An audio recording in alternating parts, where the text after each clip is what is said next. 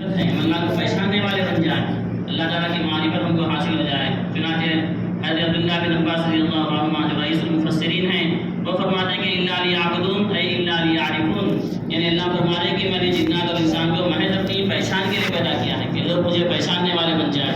کہ ایک اکیلے اللہ ہی سب کچھ کرنے والے ہیں، اللہ کے علاوہ کوئی کچھ نہیں کر سکتا، یہ ہم اللہ کو پہچاننے والے بن جائیں۔ اس کے لیے مذاکرہ کرنا ہے، اس کے لیے جو ہے اللہ سے ہونے کو صبح سے شام تک بولتے رہنا ہے، بار بار اس کو دہراتے رہنا ہے۔ جتنا ہم اس کا مذاکرہ کریں گے انشاءاللہ اتنا ہمارا یقین بنے گا کہ کرنے والے ایک اکیلے اللہ ہی ہیں، اللہ کے علاوہ کوئی کچھ نہیں کر سکتا۔ پورا قرآن بھرا ہوا ہے ان باتوں سے کہ کرنے والے ایک اکیلے اللہ ہی ہیں۔ حضور اکرم صلی اللہ علیہ وسلم کی پوری سیرت ہمارے سامنے ہے، سیرت کے اندر ہمیشہ اللہ کے نبی علیہ الصلوۃ والسلام کی یہ باتیں ہم کو ملتی ہیں کہ آپ علیہ الصلوۃ والسلام نے صحابہ کو اللہ کی طرف متوجہ فرمایا، ہر ایک کا ذہن بنایا کہ کرنے والے اللہ ہی ہیں، اللہ کے علاوہ کوئی کچھ نہیں کر سکتا۔ ساری کی ساری مخلوق اللہ کی محتاج ہے اور اللہ رب العزت کسی کے محتاج نہیں ہے، یہ ہم کو بار بار بولتے بھی رہنا ہے۔ قرآن مجید میں جگہ جگہ اللہ نے فرمایا، سورہ اخلاص ہم میں سے ہر ایک کو یاد ہے، اللہ نے فرمایا کہ قل هو اللہ احد، اے نبی صلی اللہ علیہ وسلم آپ فرمائیے کہ اللہ ایک ہے۔ اگر کتابی گرامر کے اعتبار سے دیکھا جائے تو اللہ احد اتنی بات بھی پوری ہو جاتی، کمپلیٹ بات ہے یہ کہ اللہ ایک ہے، بات پوری ہے، لیکن اللہ نے فرمایا کہ قل آپ کہیے، تو فرمایا گیا کہ یہ چیز مطلوب ہے کہ ہم اللہ کی بڑائی کو بولیں، اللہ کی بڑائی کو ہم بار بار بولتے رہیں، اللہ کی وحدانیت کو بولتے رہیں، اللہ کی شان کو بولتے رہیں، اللہ کی صفات کا ہم مذاکرہ کریں، یہ مطلوب ہے، یہ بالذات مطلوب ہے کہ ہم اللہ سے ہونے کے بارے میں بار بار بولتے سنتے رہیں تاکہ اس کے ذریعے سے ہمارا یقین بن جائے۔ پھر اگلی آیت میں اللہ نے فرمایا کہ اللہ الصمد، اللہ ہی بے نیاز ہے، اللہ کے علاوہ جتنی بھی چیزیں ہیں وہ سب کے سب اللہ کے محتاج ہیں اور اللہ رب العزت کسی کے محتاج نہیں ہے، ساری مخلوق اللہ کے محتاج ہے اور اللہ تبارک و تعالیٰ ان میں سے کسی کے بھی محتاج نہیں ہے۔ اللہ کی شان تو بہت بلند و بالا ہے، تو ایک جگہ اللہ نے قرآن میں فرمایا کہ یا ایھا الناس انتم الفقراء الی اللہ واللہ هو الغنی الحمید، اے لوگو تم سب کے سب اللہ کے محتاج ہو۔ اللہ نے الناس فرمایا، علماء فرماتے ہیں کہ یہاں پہ جو الف لام ہے اس میں الناس میں اس کا مطلب ہے کہ تمام کے تمام انسان، چاہے وہ کسی بھی علاقے کے رہنے والے ہوں، کسی بھی زمانے کے رہنے والے ہوں، پڑھے لکھے ہو ان پڑھ ہو، سارے انسان اس میں داخل ہیں، یہ سب کے سب اللہ کے محتاج ہیں۔ جیسے ہم الحمدللہ رب العالمین کا ترجمہ کرتے ہیں کہ تمام تعریفیں اللہ کے لیے ہیں، یہ جو تمام تعریفیں ہیں وہ الحمد میں جو حمد کے شروع میں جو الف لام لگا ہے اس کی وجہ سے بھی ترجمہ کرتے ہیں، تو یہی الف لام جو ہے یہاں پہ الناس کے اوپر لگا ہوا ہے کہ تمام کے تمام انسان جو ہے وہ اللہ کے محتاج ہیں اور اللہ رب العزت کسی کے محتاج نہیں ہے، اللہ غنی ہے، اللہ بے نیاز ہے، اللہ تعریف کے لائق ہیں۔ تو میرے دوستو یقین ہمارا بن جائے اس کے ذریعے سے، یہ سب سے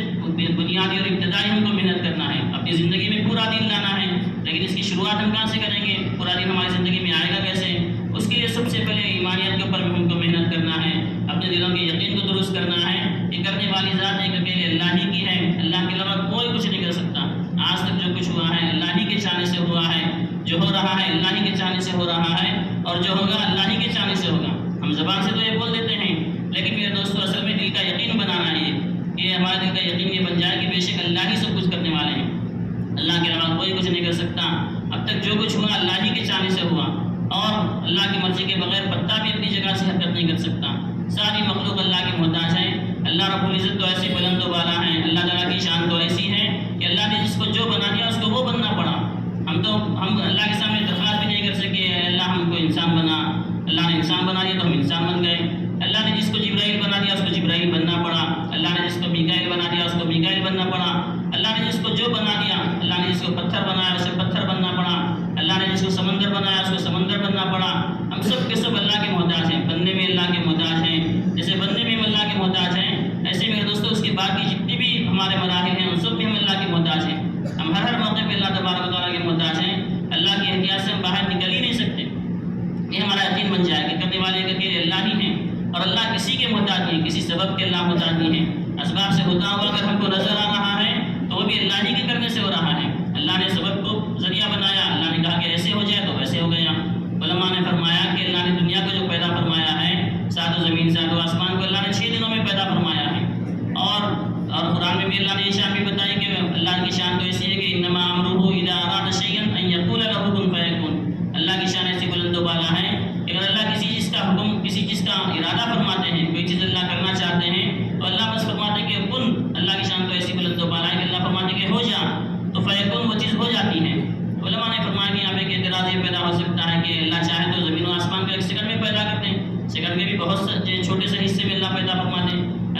قادر ہیں، لیکن اللہ نے جو ہے 6 دن کے اندر زمین و آسمان کو اللہ نے پیدا فرمایا۔ تو علماء نے فرمایا کہ اصل میں اللہ نے چاہا ہی کہ 6 دن کے اندر پیدا ہو۔ اللہ نے کہا کہ اللہ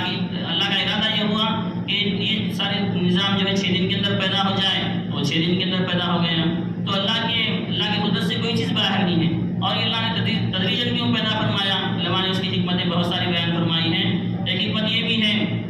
کہ اللہ تبارک و تعالیٰ ہم کو جو ہے تدریجاً کام کرنے کا حکم دے رہے ہیں۔ اللہ بتا رہے ہیں کہ دیکھو اللہ تعالیٰ جو ایسی شان والے ہیں کہ 1 سیکنڈ کے اندر اللہ سب کچھ کر سکتے ہیں، لیکن پھر بھی اللہ نے جو ہے 6 دنوں کے اندر دنیا کو پیدا فرمایا ہے۔ تو انسانوں کو یہ سکھایا جا رہا ہے کہ تم لوگ بھی جو ہے تدریجاً کام کرتے رہو، آہستہ آہستہ۔ ایسا نہیں کہ فوراً فلاں چیز ہو جائے، ایسا نہیں بلکہ ہم کو محنت کرتے رہنا ہے، ہمیں مایوس نہیں ہونا ہے۔ ہم ایک کے پاس جا رہے ہیں، اس کو اللہ کی طرف بلا رہے ہیں، اگر نہیں سننا تو مایوس ہو کے بیٹھنا نہیں ہے۔ ہماری چاہت تو ہے کہ پوری دنیا کے انسان مسلمان ہو جائیں، فوراً مسلمان ہو جائیں، ہماری یہ خواہش ہے۔ لیکن اللہ کی طرف سے حکم یہ ہے کہ بھئی ہم تدریجاً کام کرنے والے بنیں، ہم کام کرتے رہیں، کام کے ہم مکلف ہیں، ہم کو کام کرتے رہنا ہے۔ بہرحال اللہ بڑی قدرت والے ہیں، بڑی طاقت والے ہیں، اللہ جو چاہتے ہیں وہی ہوتا ہے، یہ ہمارا یقین بن جائے کہ اللہ کسی سبب کے محتاج نہیں ہے۔ اللہ تعالیٰ اگر سبب کے ذریعے سے ہوتا ہوا آپ کو نظر آ رہا تو اللہ کے چاہنے سے ہی ویسا ہو رہا، اور اللہ سبب کے خلاف بھی کر سکتے ہیں، اور اللہ سبب کے بغیر بھی کام کرنے پہ قادر ہیں۔ اللہ کسی کے محتاج نہیں ہے، اللہ سب کچھ کرتے ہیں۔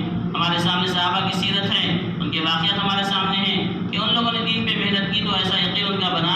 ایسا یقین بنا کہ ہر موقع پہ اللہ تعالیٰ ہی کی طرف ان کی توجہ ہوتی تھی۔ ساری مخلوقات سے بالکل جو ہے ان کو کوئی مخلوق کی بڑائی ان کے دل کے اندر نہیں تھی۔ وہ یہ سمجھتے تھے کہ اللہ کے سامنے سب بے بس ہیں۔ بے شمار واقعات ہمارے سامنے ہیں۔ حضرت عمر رضی اللہ تعالیٰ عنہ کی یہ دعا بڑی مشہور ہے۔ آپ یہ دعا فرمایا کرتے تھے کہ اللہم ارزقنی شہادۃ فی سبیلک واجعل قبری فی بلد حبیبک۔ اس طرح دعا کرتے تھے کہ اے اللہ مجھے جو ہے آپ اپنے راستے کی شہادت نصیب فرمائیے، اور میری جو قبر ہو یا مجھے جو موت آئے وہ آپ کے نبی کے شہر کے اندر موت آئے۔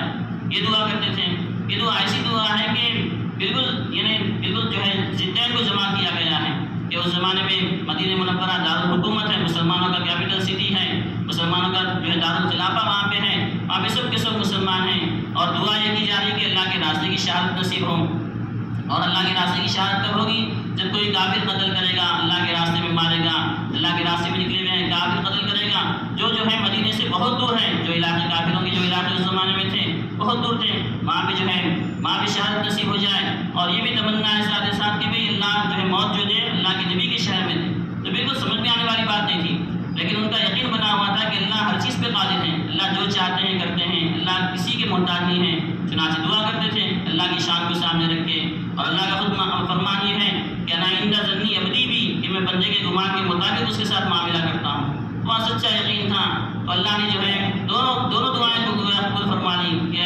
اللہ کے راستے کی شہادت نصیب ہوئی حضرت عمر رضی اللہ تعالیٰ عنہ کو، اور مدینہ منورہ کے اندر جو ہے شہادت بھی کام پہ ہوئی۔ اللہ کے نبی علیہ الصلوۃ والسلام کے مسلح پہ آپ کو جو ہے نماز کی حالت میں آپ کے اوپر حملہ کیا گیا، اور اسی زخم کے اندر جو ہے آپ دنیا سے رخصت ہوئے۔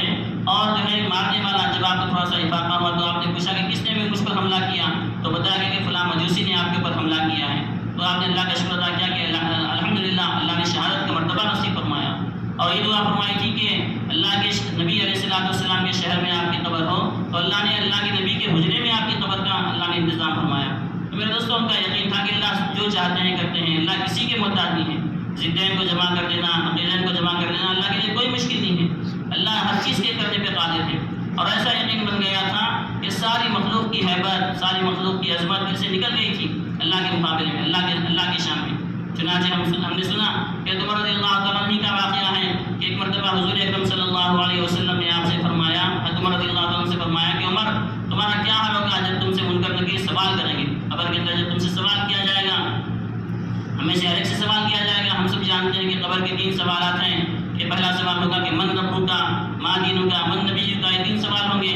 ایک تو جو ہے اللہ کے بارے میں، اللہ کی وحدانیت کے بارے میں، ایسے جو ہے اللہ کے نبی علیہ الصلوۃ والسلام کے بارے میں اور دین اسلام کے بارے میں سوال ہوگا۔ اور سوال کرنے والے کون ہوں گے؟ سوال کرنے والے جو فرشتے ہیں ان کو منکر نکیر کہا جاتا ہے۔ منکر نکیر انہیں کیوں کہتے ہیں؟ علماء نے فرمایا کہ اصل میں منکر نکیر کا جو ترجمہ ہے وہ ناپسندیدہ، یعنی ڈراؤنی شکل کے ہوں گے، بڑے خطرناک ہوں گے۔ اللہ کے نبی علیہ الصلوۃ والسلام نے حدیث میں ان کا حلیہ بیان کیا ہے کہ وہ جب آئیں گے تو ان کے سانسوں کے ساتھ آگ کی لپٹیں نکل رہی ہوں گی، بڑے بڑے بال ہوں گے ان کے، بڑا ڈراؤنا ان کا چہرہ ہوگا، اور ان کے ہاتھ میں لوہے کے جو ہے گرز ہوں گے، لوہے کے ہتھوڑے وغیرہ ہوں گے۔ اور اللہ کے نبی علیہ الصلوۃ والسلام نے فرمایا ایسا وزنی ہتھوڑا ہوگا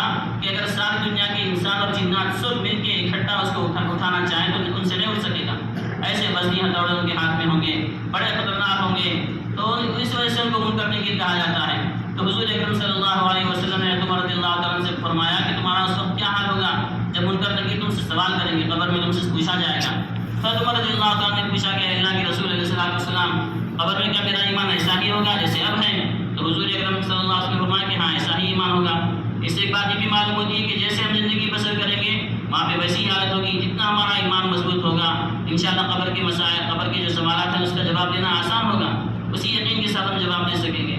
اس لیے ہم کو محنت کرنا ہے، اپنے یقین کو بنانا ہے۔ تو عمر رضی اللہ تعالیٰ نے جب پوچھا کہ اللہ کے رسول صلی اللہ علیہ وسلم کیا قبر میں بھی میرے ایمان کی یہی کیفیت ہوگی جو اب اس وقت ہے؟ تو اللہ کے نبی صلی اللہ علیہ وسلم نے فرمایا کہ ہاں ایسی ہی کیفیت ہوگی، یہی ایمان کی کیفیت تمہاری قبر میں بھی ہوگی۔ حضرت عمر رضی اللہ عنہ نے فرمایا کہ پھر تو کوئی بات نہیں ہے، بلکہ میں ان سے پوچھوں گا کہ مجھے پتا ہے کہ میرے اللہ کون ہے، میرا رب کون ہے، میں جانتا ہوں، تم یہ بتاؤ کہ تمہارا رب کون ہے؟ تو حضور اکرم صلی اللہ علیہ وسلم نے فرمایا کہ ہاں ایسا ہی ہوگا کہ جب منکر نکیر آگے عمر رضی اللہ عنہ سے سوال کریں گے تو آپ فرمائیں گے قبر میں کہ مجھے میرے اللہ کا، مجھے میرے رب کا پتہ معلوم ہے، تم یہ بتاؤ کہ تمہارا رب کون ہے۔ دین کے بارے میں پوچھا جائے گا تو آپ یہی جواب دیں گے، اور ایسے ہی اللہ کے نبی علیہ السلام کے بارے میں پوچھا جائے گا تو آپ الٹا ان سے سوال کریں گے۔ تو فرشتے، اللہ کے رسول علیہ السلام نے فرمایا کہ فرشتے آپس میں کہیں گے کہ بھئی ہمیں ان سے سوال کرنے کے لیے بھیجا گیا ہے یا اسے ہم سے سوال کرنے کے لیے بھیجا گیا ہے؟ تو میرے دوستوں، ان کے دل میں اللہ کی ایسی عظمت تھی، اللہ کی ایسی جو ہے اللہ سے ہونے کا یقین ایسا آ گیا تھا کہ ساری مخلوق کا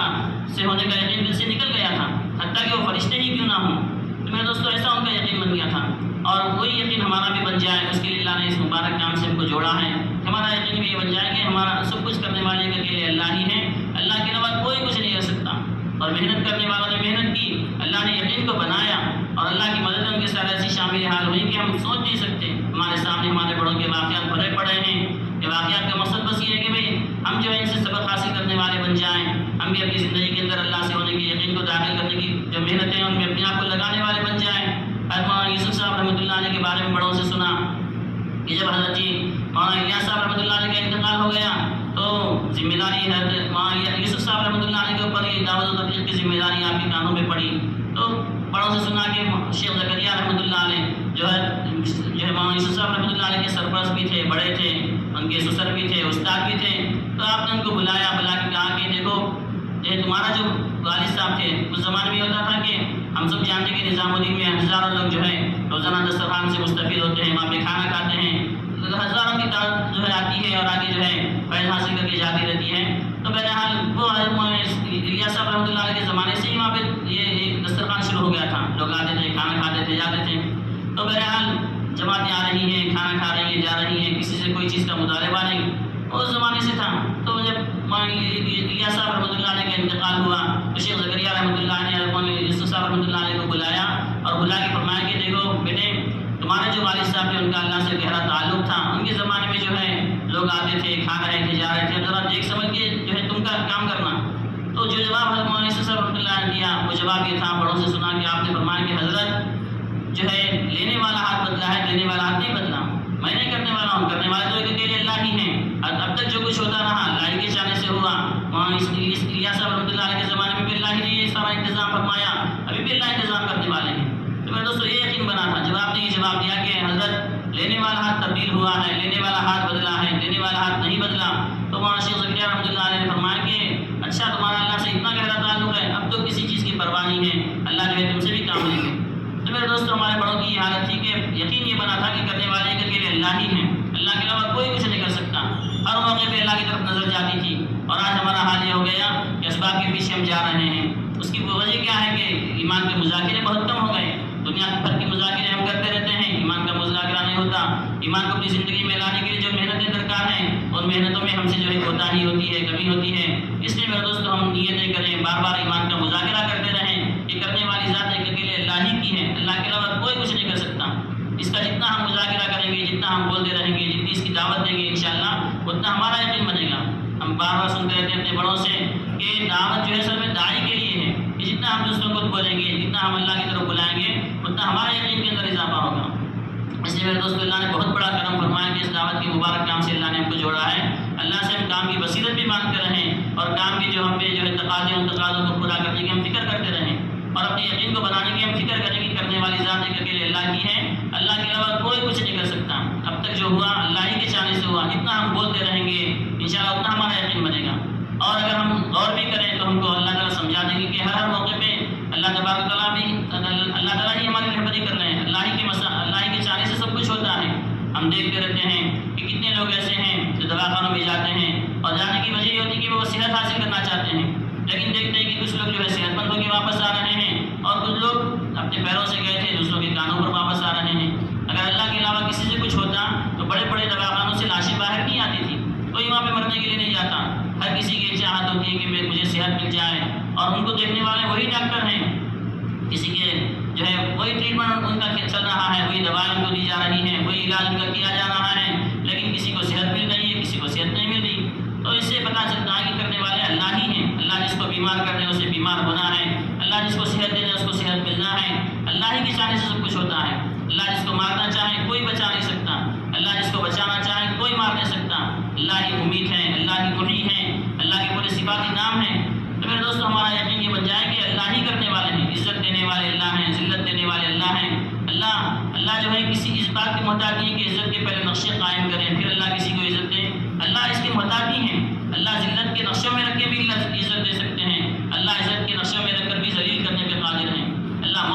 موت کے سارے نقشے ہیں، اللہ حیات دینے پہ، زندگی دینے پہ اللہ قادر ہیں، اور زندگی کے سارے اسباب ہیں، اللہ موت دینے پہ قادر ہیں۔ تو کرنے والے اللہ ہی ہیں، یہ ہمارا یقین بن جائے۔ یہ سب کچھ جو ہے اللہ ہی کی چاہنے سے ہوتا ہے۔ ہم تو اللہ کے اتنے محتاج ہیں کہ ایک نوالا صحیح جگہ پہ جانے میں بھی ہم اللہ کے محتاج ہیں۔ علماء نے سمجھانے کے لیے فرمایا کہ ہم کیا کرتے ہیں، ہم کھانا کھا رہے ہیں، اپنے ہاتھ سے ہم منہ میں نوالا رکھتے ہیں، اس کو چباتے ہیں، اندر ڈھکلتے ہیں، اور وہ نوالا کہاں پہ جانا اس کا ہم کو کوئی اندازہ نہیں ہے، کوئی تجربہ نہیں ہے۔ اور اللہ نے جو ہم کو اللہ نے جو بنایا ہے اس میں یہ بھی اللہ نے رکھا کہ سانس کی بھی نالی ہمارے اندر ہے، ہم سانس بھی لیتے ہیں۔ یعنی ایک ایک چیز میں اللہ بتا رہے ہیں کہ تم کتنے محتاج ہو اللہ کے، ہر سیکنڈ میں اللہ کے محتاج ہیں۔ ہم سانس لے رہے ہیں، اللہ نے اگر سانس لینے کا انتظام اگر اللہ نے بند کر دیا تو کتنے پریشان ہو جاتے ہیں، کیسی ہماری حالت ہو جاتی ہے۔ اللہ بتا رہے ہیں کہ تم لمحہ لمحہ اللہ کے محتاج ہو، ایک سیکنڈ بھی ایسا نہیں ہے جس میں ہم اللہ کی اختیار سے باہر جا سکتے ہوں، ہر کام کے اندر ہم اللہ کے محتاج ہیں۔ تو بہرحال اگر ہم نوالا لیتے ہیں تو نوالا سیدھا جو ہے میدے کے اندر جا رہا ہے، غذا کی نالی کے ذریعے سے میدے میں جا رہا ہے۔ اگر اللہ چاہے تو ایسا بھی ہو سکتا ہے کہ سانس کی نالی میں وہ نوالا چلا جائے، اور اگر سانس کی نالی میں اگر نوالا چلا جائے تو پھر آدمی کتنا بے چین ہوتا ہے۔ ہم کو کھاتے وقت بھی ٹھسکا لگتا ہے۔ ٹھسکا کیوں لگتا ہے؟ ٹھسکا اس لیے لگتا ہے کہ بھئی پورا نوالا بھی نہیں بلکہ نوالے کا ایک آدھا دانہ، ایک آدھا ذرہ وہ جو ہے سانس کی نالی میں چلا جاتا ہے۔ اس کا بھی اللہ نے ایسا انتظام کیا کہ ایسا دباؤ پڑتا ہے اندر سے، ایسا پریشر آتا ہے کہ وہ جو دانہ ہمارے سانس کی نالی میں چلا گیا تھا جس کو ہم نے منہ سے داخل کیا تھا وہ ناک سے باہر آتا ہے۔ تو یہ اللہ کا انتظام ہے۔ پھر ہماری حالت کیا ہوتی ہے، بڑے بڑے پہلوان ان کی آنکھوں سے بھی آنسو نکل جاتے ہیں، وہ بھی ساکت ہو جاتے ہیں، پریشان ہو جاتے ہیں، وہ بھی کچھ نہیں کر سکتے۔ تو میرے دوستوں کرنے والے اللہ ہیں، اللہ ہمارا صحیح جو ہے نوالے کو صحیح جگہ پہ پہنچا رہے ہیں۔ اللہ ہی ہم پانی پیتے تو پانی کو صحیح جگہ پہ اللہ پہنچا رہے ہیں، اللہ ہی ہم کو کھلا پلا رہے ہیں۔ اس لیے ہم کو یہ حکم دیا گیا ہے، ہم کو اللہ کے نبی علیہ السلام نے یہ تعلیم دی کہ ہم کھانا کھائیں، پانی پئیں، اللہ کا شکر ادا کریں، کھانے کے بعد دعا پڑھتے ہیں الحمدللہ الذی اطعمنا وسقانا وجعلنا مسلمین۔ یہ تمام تعریفیں اس اللہ کے لیے جس نے ہم کو کھلایا، ہم کو پلایا، ہم کھائے بھی نہیں بلکہ اللہ نے ہم کو کھلایا، اللہ نے ہم کو پلایا، اور پھر وہاں پہ بھی ہم کو یاد دلایا جا رہا ہے کہ اللہ نے تم کو مسلمان بنایا، اس پہ بھی ہم کو اللہ کا شکر ادا کرنا ہے۔ تو بہرحال میرے دوستوں کرنے والی ذات ایک اکیلے اللہ ہی کی ہے، اللہ کے علاوہ کوئی کچھ نہیں کر سکتے۔ یہ یقین ہمارا بن جائے کہ ہم کو سب سے بنیادی ہم کو یہ محنت کرنا ہے، سب سے پہلے ہم کو جو محنت کرنا ہے وہ اپنے دلوں کے یقین کو درست کرنے کی محنت کرنا ہے۔ اس لیے کہ حضور اکرم صلی اللہ علیہ وسلم نے ارشاد فرمایا کہ الا ان فی الجسد لمضغہ، کہ ہر جسم کے اندر گوشت کا ایک ٹکڑا ہے، اگر وہ صحیح ہوتا ہے تو جسم سارا کا سارا جسم صحیح ہوتا ہے، اور اگر وہ بگڑ جاتا ہے تو پورے کے پورے اعضاء جو ہے بگڑ جاتے ہیں۔ اور حضور اکرم صلی اللہ علیہ وسلم نے وضاحت فرما دی کہ الا وہی القلب، وہ جو گوشت کا ٹکڑا ہے جس پہ ہم کو محنت کرنا ہے، صحیح یقین کو اس میں داخل کرنا ہے، وہ ہمارا دل ہے۔ اگر دل کے اندر صحیح یقین آ جائے گا تو انشاءاللہ سارے کے سارے اعضاء سے نکلنے والے جتنے بھی اعمال ہیں وہ سب صحیح ہوں گے۔ اس لیے ہم کو بنیادی طور پہ سب سے پہلے اپنے ایمان کو بنانے کی محنت کرنا ہے، اور ایسے اللہ کے جتنے بھی احکامات ہیں ان احکامات کو پورا کرنے کی ہم کو فکر کرنا ہے، ہم کو اس کے اوپر محنت کرنا ہے۔ ایمان کے بعد جو سب سے بڑا حکم ہے اللہ تبارک و تعالیٰ کا وہ نماز ہے، کہ 5 وقت کی نماز اللہ نے ہم پہ فرض فرمائی ہے، اور اللہ کے نبی علیہ السلام نے ارشاد فرمایا کہ سب سے پہلے قیامت میں جس کا حساب کیا جائے گا، اعمال کے اندر جس کے بارے میں پوچھا جائے گا وہ نماز ہے۔ اگر نماز درست ہو جائے گی تو سارے کے سارے اعمال اس کے درست ہوں گے، اور اگر نماز بگڑی ہوئی ہوگی تو اس کے جو ہے دیگر اعمال بھی جو ہے بگڑے ہوئے ہوں گے۔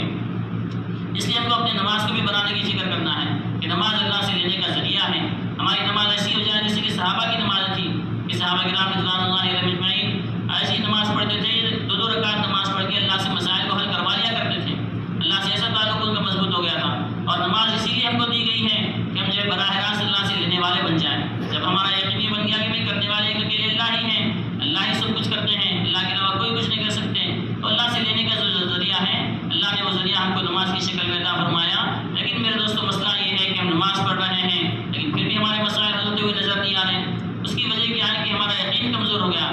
جیسے یقین ہونا چاہیے تھا، جس یقین کے ساتھ ہم نماز پڑھنا چاہیے تھا اور جیسے ہماری نماز ہونی چاہیے تھی ویسی نماز نہیں ہے، اس کی وجہ سے میرے دوستوں ہمارے مسائل حل ہوتے ہوئے نظر نہیں آ رہے۔ اس لیے ہم کو نماز کو بھی بنانا ہے اور نماز کے اندر بھی ہمارا اپنا ہی فائدہ ہے۔ اللہ کے جتنے بھی احکامات ہیں وہ سارے کے سارے احکامات کے اندر ہمارا اپنا بندوں کا فائدہ ہے، اللہ کا اس میں کوئی فائدہ نہیں ہے۔ اللہ نے تو فرما دیا کہ اگر تم مجھے نفع پہنچانا چاہو تو ہرگز نفع نہیں پہنچاتے۔ یا ایھا الناس، اگر تم سب کے سب انا بلکم آخرکم وانسکم وجنکم کانوا علی اتقى قلب رجل واحد منکم ما زاد ذلك فی ملکی شیئا، اللہ نے فرمایا کہ لوگوں تمہارے سارے کے سارے انسان اور سارے جنات اگر اس شخص کی طرح ہو جائیں جو تم میں سب سے بڑا متقی ہے، پرہیزگار ہے، اللہ کا بڑا فرما بردار ہے، اگر سب کے سب ایسے فرما بردار ہو جائیں تو اللہ فرمائے کہ اس کی وجہ سے میری بارشات میں ذرا بھی اضافہ ہونے والا نہیں ہے۔ اللہ کی شان تو بہت بلند و بالا ہے، اور ایسے اگر الٹا ہو جائے سب کے سب اللہ کے نافرمان ہو جائیں، اللہ کی نافرمانی کرنے لگے، صبح سے شام تک اللہ کی نافرمانی میں ڈوبے رہیں، اللہ کا جو سب سے بڑا نافرمان ہے، سب سے بڑا باغی اور طاغی ہے، ویسے اگر ہو جائیں اللہ فرمائے کہ میری بارشات میں ذری بھی کمی ہونے والی نہیں ہے۔ اللہ کی شان تو بہت بلند و بالا ہے۔ تو میرے دوستوں جتنے بھی اللہ کے احکامات ہیں وہ ہمارے اپنے فائدے کے لیے ہیں، اور نماز کا جو حکم اللہ نے ہم کو عطا فرمایا اس میں بھی بے شمار فائدے ہیں۔ ایک فائدہ کتنا بڑا فائدہ ہے، روایتوں میں آتا ہے، حدیث میں آتا ہے کہ حضور اکرم صلی اللہ علیہ وسلم نے ارشاد فرمایا کہ حضرت ملک الموت علیہ السلام جو روح قبض کرنے والے فرشتے ہیں وہ جو ہے نماز کے اوقات میں، جو 5 وقت کی نمازوں کا وقت ہوتا ہے، اور نماز کے اوقات میں دیکھتے ہیں کہ کون کون مسجد میں آ کے جماعت سے نماز پڑھ رہا ہے، ان لوگوں کی تحقیق میں لگے رہتے ہیں۔ اور کیوں کرتے ہیں ایسا کام؟ آگے حدیث میں آتا ہے اللہ کے نبی علیہ الصلوۃ والسلام نے فرمایا کہ یہ اس لیے کرتے ہیں تاکہ جب ان کے پاس بھیجا جائے جو اللہ کی فرمانبرداری کرنے والے، نمازوں کا اہتمام کرنے والے ہیں، ان کے پاس روح قبض کرنے کے لیے اللہ جب ان کو بھیجتے ہیں تو وہاں پہ جا کے وہ کیا کرتے ہیں، شیطان کو دور کر دیتے ہیں۔ اور شیطان اس کے بارے میں تو اللہ نے قرآن میں جگہ جگہ فرمایا کہ وہ ہمارا کھلا ہوا دشمن ہے، وہ ایسا خطرناک دشمن ہے کہ اللہ نے اس کے بارے میں فرمایا ان الشیطان لکم عدو فاتخذوہ عدوا،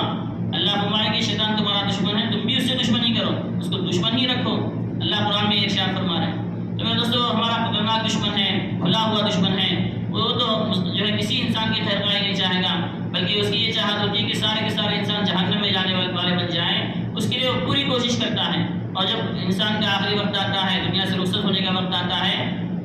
تو اس بات کی کوشش کرتا ہے کہ بغیر ایمان کے دنیا سے جائے۔ روایتوں میں آتا ہے اللہ کے نبی علیہ الصلوۃ والسلام نے فرمایا کبھی ماں باپ کی شکل میں آتا ہے اور آگے کہتا ہے کہ تو یہودی بن جا کامیاب ہو جائے گا، کبھی کہتا ہے کہ تو نصرانی بن جا کامیاب ہو جائے گا۔ موت کے وقت میں ایسے سخت مراحل پیش آتے ہیں اور پوری کوشش کرتا ہے اس وقت میں کہ بندہ جو ہے بغیر ایمان کے دنیا سے چلا جائے۔